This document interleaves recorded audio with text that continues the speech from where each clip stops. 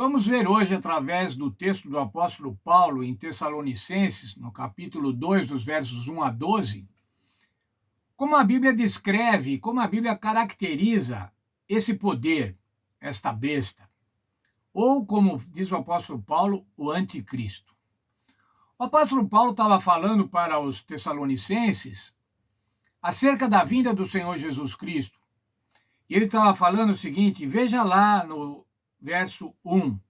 Quanto à vinda do nosso Senhor Jesus Cristo e a nossa reunião com ele, ele diz assim, quando a volta do nosso Senhor Jesus Cristo, eu quero que vocês saibam, vocês fiquem cientes de que a volta do Senhor Jesus Cristo, antes da volta do Senhor Jesus Cristo, vai acontecer muita coisa. Eu quero que você leia, por favor, depois, o texto que estamos falando, capítulo 2, de Tessalonicenses, versos 1 a 12, para ver as características deste anticristo. Mas nós vamos ver alguns versos. Primeiramente, nós vamos caracterizar o termo anticristo. Anticristo quer dizer aquele que se coloca no lugar. Pode ser essa a interpretação. Aquele que se coloca no lugar de Cristo. Veja o verso 3. Ninguém de maneira alguma vos engane, pois isso não acontecerá antes que venha a apostasia, se manifeste o homem do pecado, o filho da perdição. Ele está dizendo assim, olha, ninguém engane vocês, antes que o Senhor Jesus Cristo volte, vai acontecer isso. Vai vir a apostasia, vai se manifestar o homem do pecado, o filho da perdição. O que é apostasia, irmãos? Apostasia é um evangelho falso, é um evangelho contrário à palavra de Deus. O que o homem do pecado, o filho da perdição? Homem do pecado e filho da perdição, irmãos, são seres humanos que atuam em nome de Satanás. Satanás utiliza seres humanos para perpetrar as suas maldades, para perpetrar as suas perseguições. Veja ainda o verso 4. Ele se opõe e se levanta contra tudo que chama Deus ou é objeto de culto, de sorte que se assentará como Deus no templo de Deus, querendo parecer Deus. Já estudamos, irmãos, algumas passagens, algumas frases de papas que se colocam no lugar de Deus. Afirmações do catecismo da Igreja Romana, que diz que o Papa é o representante e é como Deus na Terra.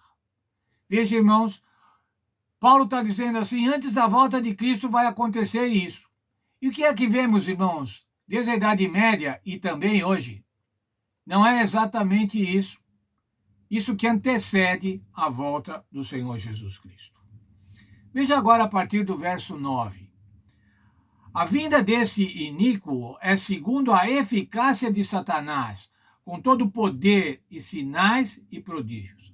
O que é isso, irmãos? A eficácia de Satanás. Satanás é eficaz, irmãos. Satanás é eficiente. Ele é competente em enganar as pessoas. E este poder vem segundo a eficácia de Satanás, com prodígios, com milagres.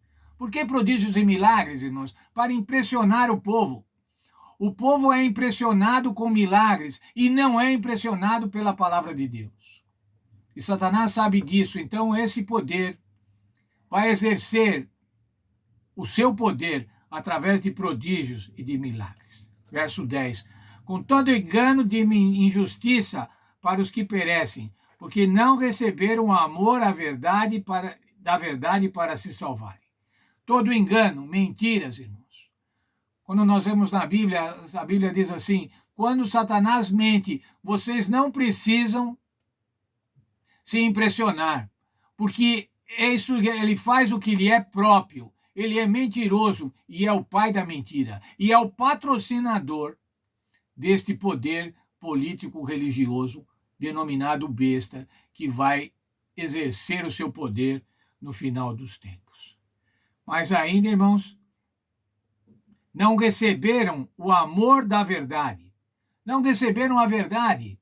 Esses que estão trabalhando neste poder ou que trabalharão no futuro nesse poder, não receberam a verdade bíblica. Por isso, Deus lhes envia a operação do erro para que creiam na mentira. Ao crerem na mentira, irmãos, ao não receberem a verdade, eles vão cada vez mais crer na mentira.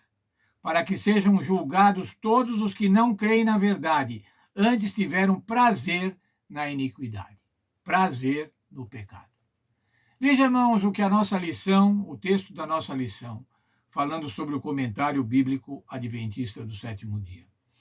Uma comparação da profecia de Daniel sobre o poder blasfemo que sucedeu a Roma pagã, e com a descrição de João sobre a besta semelhante a um leopardo, revela muitas similaridades entre os três relatos: o chifre pequeno, o poder da besta e o homem da iniquidade. Isso leva à conclusão de que Daniel, Paulo e João falam de um mesmo poder. E qual é esse mesmo poder, irmãos? Esse poder político-religioso que já exerceu o seu absolutismo por vários séculos e que exercerá no futuro. Esse poder religioso, irmãos, é o papado. A profecia revela um sistema religioso que fez concessões em relação à palavra de Deus, substituiu o evangelho por tradições humanas e se afastou da verdade bíblica. Essas profecias são dadas por um Deus de amor, a fim de preparar um povo para a vinda de Jesus. Por que temos essa profecia, irmãos? Porque o apóstolo Paulo escreveu sobre o anticristo? Porque João escreveu essas profecias sobre o poder da besta para que nós estejamos preparados, para que o povo de Deus esteja preparado para a vinda de Jesus. Agora vejam, irmãos, que importante é essa frase. Elas reprovam as organizações religiosas apóstatas que se afastaram das Escrituras, embora não necessariamente as pessoas que estão nelas. Quando a Bíblia fala, irmãos, e quando nós pregamos sobre esses poderes apóstatas, nós estamos falando sobre organizações, sobre corporações, não sobre pessoas. Porque dentro dessas organizações religiosas existem muitas pessoas, milhares, milhões de pessoas que estão procurando fazer a vontade de Deus. Nossa mensagem é contra um sistema que tem enganado milhões. É contra Satanás, que tem utilizado homens e mulheres para enganar outros homens e mulheres. Embora enganados, essas pessoas são amadas por Cristo. Por isso devemos tratá-las com amor. Por isso, irmãos, que eu quero enfatizar mais uma vez. Nós nunca devemos atacar os nossos irmãos de outras denominações, de outras igrejas, de outras seitas, por mais errados que eles estejam diante da verdade bíblica. Muitos irmãos desses, milhares, milhões, estão procurando fazer da melhor maneira a vontade de Deus, conforme o entendimento que eles têm. Por isso, irmãos, que lá na Bíblia, em Apocalipse 18, 4, a gente encontra o Senhor falando: sai dela, povo meu. Esse povo, irmãos, esse povo que procura fazer a vontade de Deus, esse povo piedoso, que vem sendo enganado ao longo da história e que continua muitos enganados hoje. Esse povo fará parte do povo remanescente, aqueles que vão estar aguardando a volta do Senhor Jesus. De maneira nenhuma, irmãos, nós devemos pensar na nossa igreja, por mais verdade que ela tenha, não devemos pensá-la como exclusivista, como exclusiva da salvação. Não é nada disso, irmãos. Muitos sairão das outras igrejas e virão participar do povo remanescente, juntamente com os irmãos da igreja adventista do sétimo dia, para receberem o Senhor Jesus.